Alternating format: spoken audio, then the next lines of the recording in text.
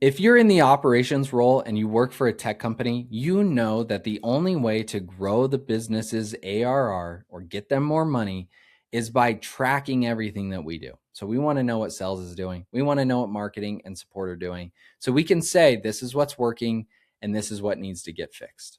And there's usually 5 main metrics that I see amongst the operation roles that people really struggle with because Salesforce is not set up properly. So I want to show you how we can fix that, how Salesforce can stop holding you back from doing your actual job and feeling like you're just some kind of janitor cleaning everything up, and how this is eventually going to help us with the ultimate goal, which is growing the business's revenue. If you don't know who I am, my name is Jordan Nelson. The majority of my following at this point in time is over on LinkedIn. I have the LinkedIn top voice over there, which is kind of like the blue check mark of LinkedIn, 100,000 followers plus. Mainly just share that to say I've been sharing information online like this for the last 6-7 years. YouTube's a little bit of a newer channel for us, but no stranger by any means of sharing this type of info to help people out to grow and scale their companies out. Before we started our own consulting firm, I worked for 4 different billion-dollar tech companies. Those are Podium, Divvy, Health Equity, and Vercel. I wrote down their valuations here, and it was literally my job when I worked for those companies before starting my own to work with operators like yourself to build these systems out in Salesforce, make your job easier, and then allow you to focus on the strategy versus all the cleanup that we talked about. So that's what we do now. I have my own consulting firm. We are a USA-based team, and we work exclusively with tech companies that are trying to grow from 3 million to 100 million in revenue. So we just literally take all these systems and playbooks that we've used at all these different billion-dollar, multi-million-dollar companies, and we say, hey, this is what's worked. This is probably what you should implement. This is the great strategy to go about doing that. This is how they grew, and help you guys do the same.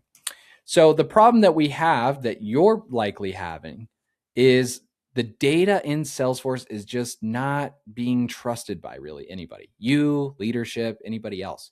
And so what that means when we have bad data is that you also can't trust things like your forecasting or marketing ROI or the churn rate that you have, because when you see it, you just know in the back of your head that, hey, we actually also have Google Sheets and Excel sheets, and we have HubSpot, and we have all these different places that we go to pull numbers and see whether or not that number that we're seeing in Salesforce is legit. And that really hurts the trust and credibility that you're getting in your role from the leadership perspective. Because if leadership, like I have written over here, doesn't trust your numbers, they hired you to come in and implement this strategy, yes, but they're not going to trust it because if they see a number that's off, they don't believe that this is actually helping us grow the business because they can't trust what they're seeing on the screen. So Salesforce really holds you back as the operator because it makes it feel like you're not doing your job well. So what we want to do is help correct that. Okay. So we want to get rid of this idea of garbage in, garbage out, and really making sure that every decision that's made is backed by good and clean data that hit Salesforce. So bad Salesforce example, like I mentioned earlier, it kind of makes it feel like your job is almost like a janitor role. Like you're doing a lot of fixes, pretty much anything that's on fire, you have to take care of. You're trying to clean up numbers, reports, dashboards. You do a lot of the small tweaks, maybe on some of the automations that have already been built. And you're really not focused on what it is that they were hired you to do. So if that's SalesOps, RevOps, support ops, you're not focused on that strategy. You're really just trying to maintain what's already been built and managing Salesforce so it doesn't get worse, which is not what you should be doing. This also hurts you because when you go to meetings, it likely feels like they turn into arguments because nobody can count on the numbers that they're seeing. So every number that you do report is questioned. We feel like this isn't really true. The reverse is also true, right? If we have a great Salesforce setup, everything becomes more like a formula and forecasting gets a lot more predictable and your role is a lot more strategic versus feeling like this firefighting thing that you're doing right now. So metric number 1 that we want to help you improve is a little bit more sales, but this is your sales velocity, or in other words, how fast the business makes money. I have a formula up there. If you want to pause it, you can look at it. That tells you exactly how you would calculate sales velocity. This is a really important metric for every business so that we can understand that this is how long it would take us to take someone that's basically interested in who we are, so someone in the sales pipeline, to turning them into actual revenue for the business. That helps a lot, obviously, what I just said with forecasting. So how fast, once we get someone on the line or hooked, will it take us to turn that into money for the business, which is then in turn going to help us hire people, not fire people, not go into layoffs, and be able to strategically grow the business and get the help that we need at the right time. So it's a really, really important one for leadership to do. This is really hard to do, or like I say, impossible in a lot of ways if we don't have a clean Salesforce, because what I see a lot here is that the sales team doesn't respect the sales setup. Okay, so close dates usually are skipped. They don't tell us when they close the deal if we don't have that enforced yet. They'll skip stages entirely. So it'll go from like open to just automatically closed one. And you have no idea how long it actually sat in things like proposal sent or negotiation. And the deal value can change a lot too.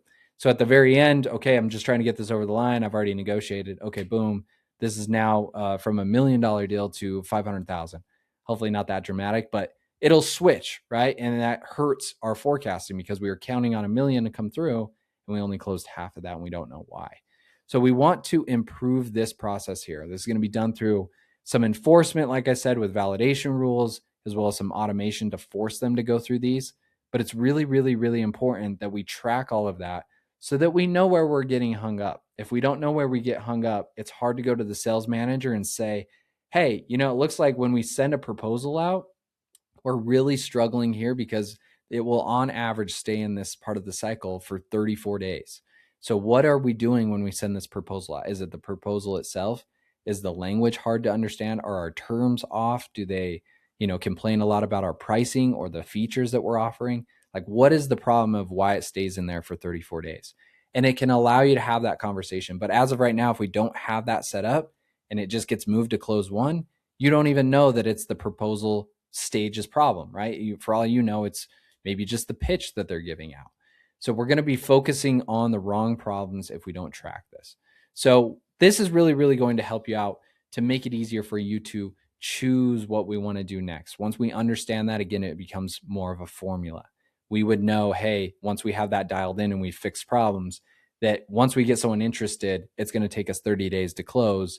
And when we close in those 30 days, this is how much money on average we're going to be getting. That's going to help tremendously with forecasting and allow the business to grow and take more risks because they're not going to feel so reclusive when it comes to feeling like, well, I don't know how much money is going to be coming in this month, right? So we want to help them out with that. So that's a really big sales metric that we should focus on first and how we can do something like that. Okay, number 2 would be similar. This is going to be your stage conversion rate. So a little more sales again, but this is going to be the percentage. I'll read it right here. This is the percentage of deals moving from stage to stage and where your revenue is being lost. So similar to the idea of tracking and making sure they go through those stages, it kind of just dives in that a little bit more. This is going to tell us that, hey, if we get it to, the third stage in the sales process, maybe that is proposal sent, it's a 70% chance likelihood that we close this deal if we got them here. Versus maybe at stage 2, it's only a 35%. This also helps on your forecasting as well, as you can imagine, to see how likely it is or how confident the business is going to feel on how much money they should be counting on for the next coming months, next coming quarters or years, however far out that you guys forecast in your deal cycle is. So this will break a lot of the time because there's no clear rules for leaving a stage. So we don't have a reason for the sales rep to move it from stage 1 to stage 2 because we haven't defined what those are. In Salesforce, there's a thing called a path at the top. It looks a lot like this. It's like a progress bar. A lot of people don't take advantage of this, but there is an opportunity for you to actually write down definitions up there for each stage so that they would know. Even a brand new hire, they come in, stage 1 has this. This is what I have to do in order to move it to stage 2. I don't see that being taken advantage of quite often. I always feel like it's a missed opportunity there because that makes it really easy to not have to train everybody up either when they come in.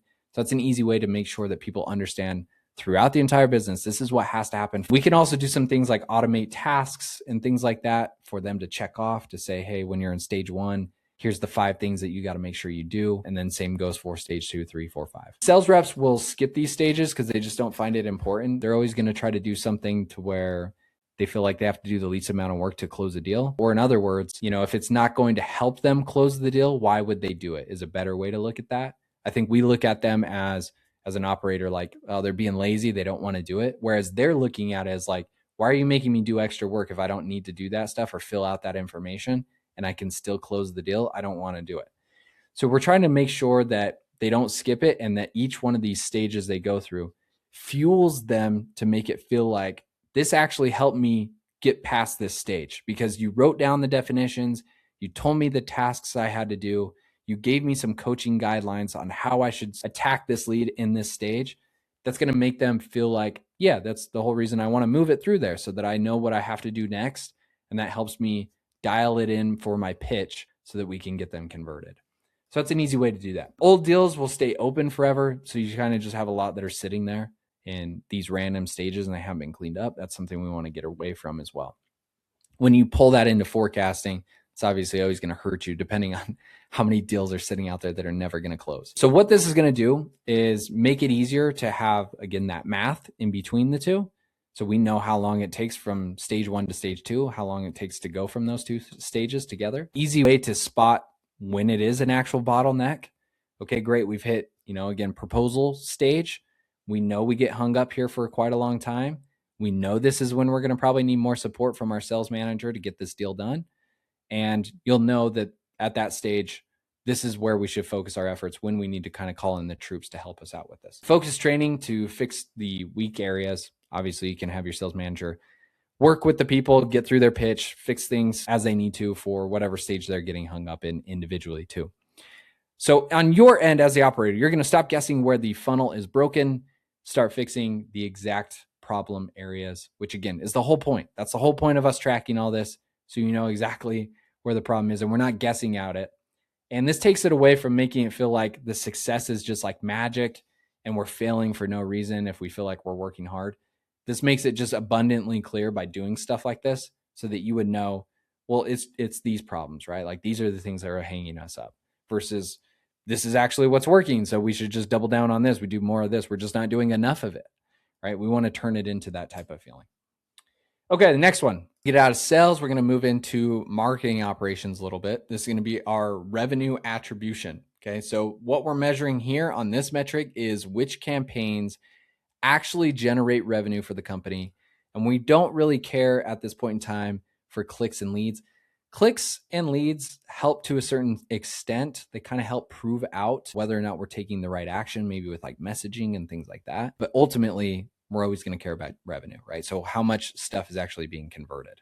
What campaigns are we running that actually get someone from interested to close one? So that's what we want to be focusing in on here. So why this usually fails that we see is there's no contact roles on opportunities. We really struggle to understand who the people are that we should be speaking to.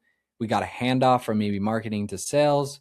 It was an interested account, and we don't clarify if this person was the decision maker, the champion, what role that they play inside of the business. And so sales team kind of fumbles through that, maybe wastes more time on the wrong person. They get a no from the wrong person and they move on because they thought that that was the person that they should be contacting, right? So no contact roles plays a big mistake that we usually see. Leads are not properly matched to those contacts. So they're not actually just even being tied back to the person that we said should get the credit for that. Campaign tracking is not set up correctly.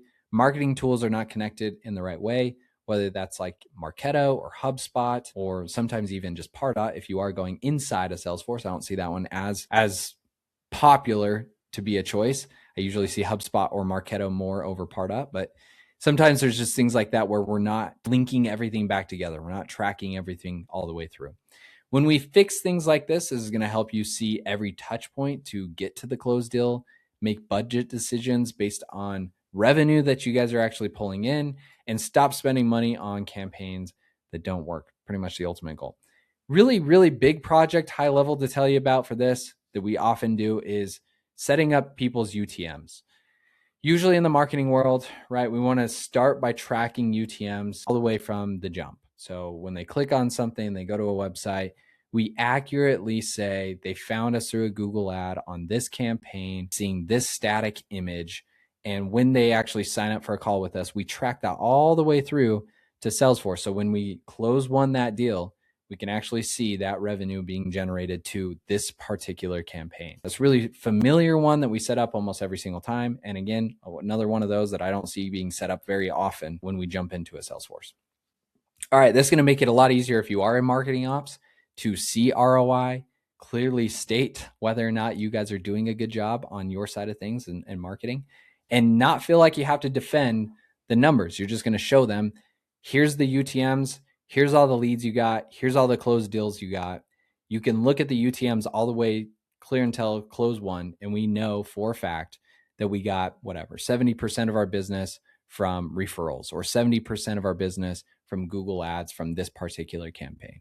So you're just showing, instead of, maybe sometimes it feels like we're going off of like gut feelings, like, well, I think it was this, I'm seeing a lot of this. They don't want to see that. They just want to see a report and dashboard that can show that. And we can do that by setting up that UTM tracking inside of Salesforce. Okay, number 4, we're almost there. Number 4 here is going to be your net revenue retention. Okay, so this one is really just showing you how healthy the business is. It is revenue retained plus your expansions minus churn. Okay, so this one becomes a popular one to set up. Usually gets really unreliable. You could probably already guess at it from everything that we've already said, but your upsells get marked a lot of the times as like a new business. Renewals will get mixed in with new logos. And then your product catalog, there's a lot of inconsistencies and CPQ misalignment that is usually set up here. So when we fix something like this, you're going to understand a lot easier here whether growth is coming from acquisition or retention. This is really how we can separate those things out. We don't want things obviously to all be mixed in here, and making sure that we have a clear path to say, when it's an expansion, it is this criteria and this is how this should get marked and this is when it should get updated. If possible, trying to automate that so somebody doesn't have to go through and clean this up. I've worked with a few companies where there's usually like a human involvement there in the early days where they're trying to go through and make sure this is actually a renewal deal or some type of expansion deal versus a new logo or a new business, right? So they usually have like a human trying to clean that up. Far better inside of Salesforce and in our meetings prior to Salesforce to go through a criteria and explain what that is so that we can automate where possible in Salesforce to mark them as those proper things.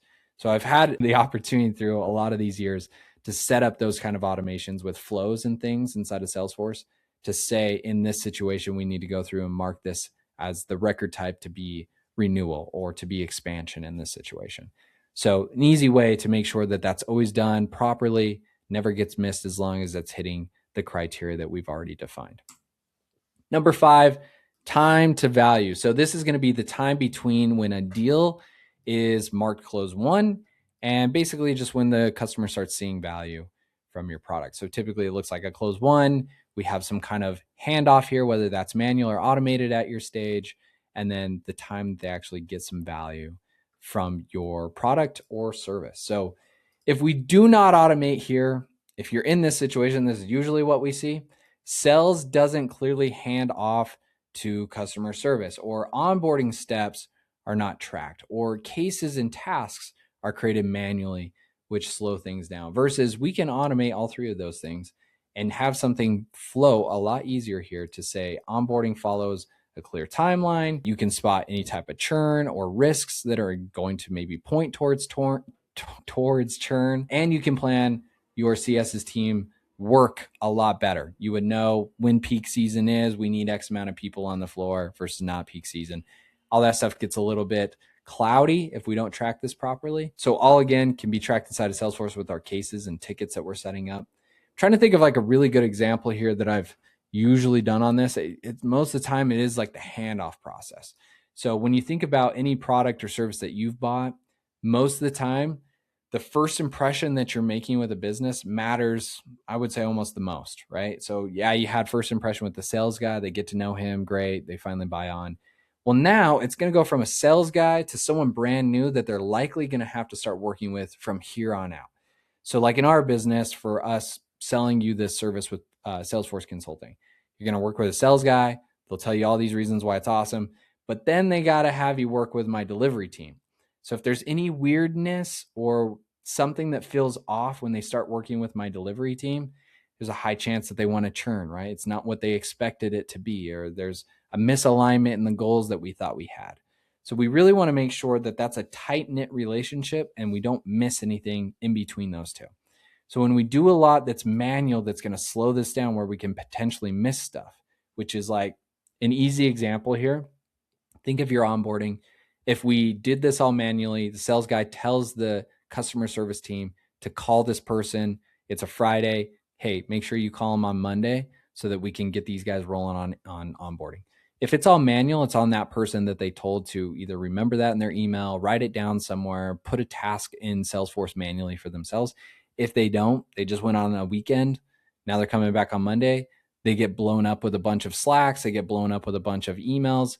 They forget about it. Now, this person that just purchased your product or service didn't get onboarded on time. It already looks like a bad impression to them. So that's a really easy example to point out that we'll try to automate and look through so that stuff like that doesn't happen. That also is going to help you with things like in the future, maybe not so much the handoff, but it's going to help you with things like anniversary dates or birthday dates, or if they've used your product to a certain amount or your service to a certain amount and you want to send them a thank you, or you want to send them an upgrade on their product because they've done that thing, or you want to collect that 5-star review from the customer service team because they've done X, Y, and Z. All that kind of stuff we want to make sure is automated so nobody really has to think about it. And again, that's going to grow your reputation, grow your reviews, keep people from churning or wanting to leave because they have an excellent relationship with you. So this makes it a lot easier. This is more support ops to, again, reduce churn, which is like our main goal over there. All right, so as you saw, we used a few examples there. We had some revenue, we had some sales, we had some marketing and support that we talked through. There are some easy ways that we can automate that and set it up properly inside of Salesforce to avoid issues that you usually encounter. So the before and after here, okay, the shift that we're going to be looking at, you kind of go from reactive to more of a strategic approach, okay? So instead of exporting all this data out, arguing about numbers, putting out fires, we're really going to be trying to look at all the automations we can create, better reports and dashboards that show true numbers that we can actually trust and predict, better forecasting, more buy-in from the leadership team to actually want to invest in Salesforce and continue to use it to grow the business.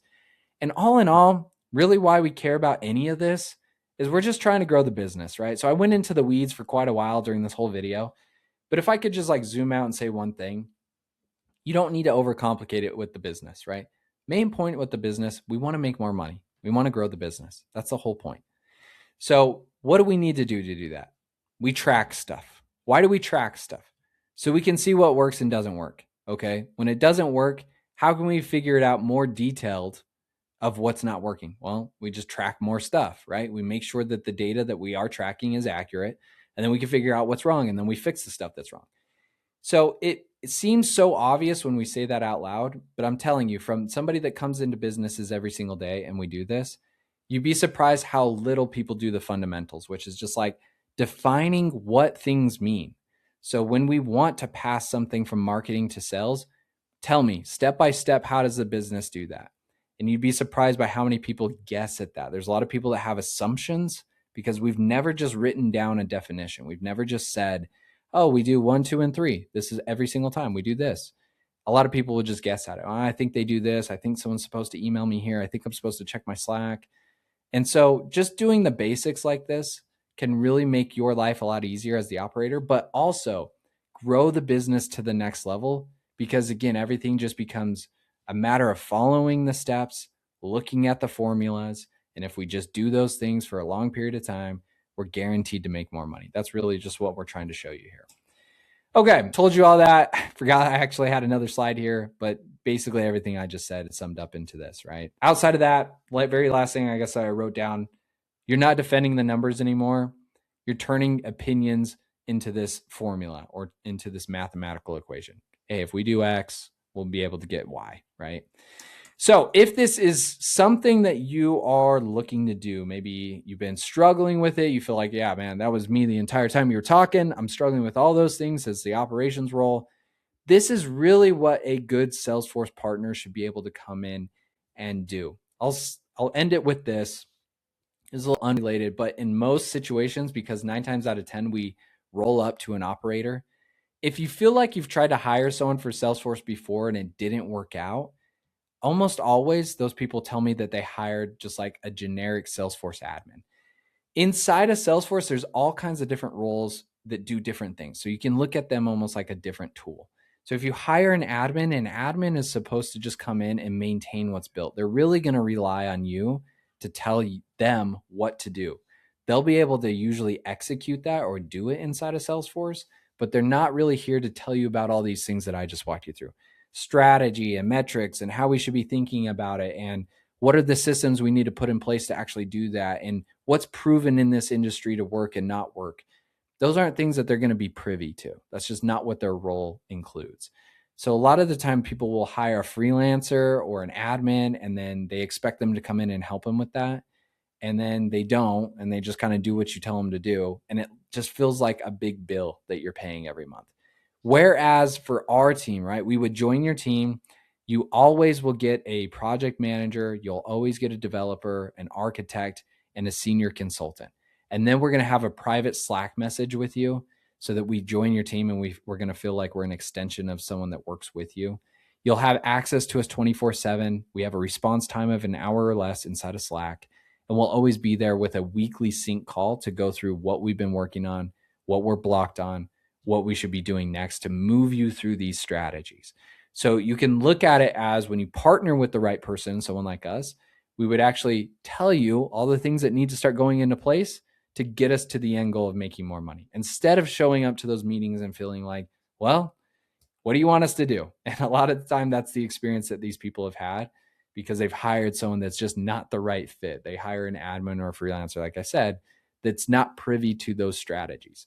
That's why it's important to find the right partner. That's why I try to make videos like this, to prove our point that this is something we do day in and day out. So if that sounds interesting to you, you feel like we can help you with that, there is a link in the description below. We can see if we're a good fit on a discovery call. There's no cost to that. We just want to make sure that we can actually help you, and vice versa. And if so, we can come in, talk through these things with you, and actually start implementing these strategies. If that is you, looking forward to speaking with you soon. Thanks.